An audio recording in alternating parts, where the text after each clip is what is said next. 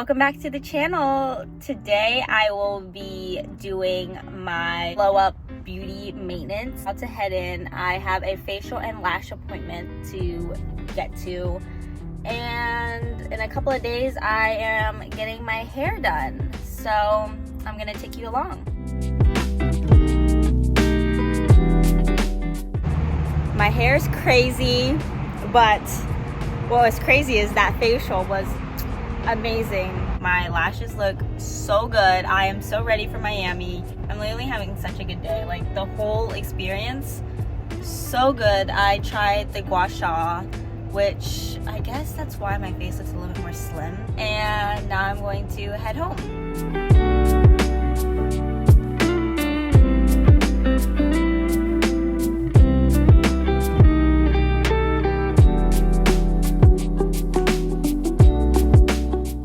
Finished my hair appointment and I absolutely love it.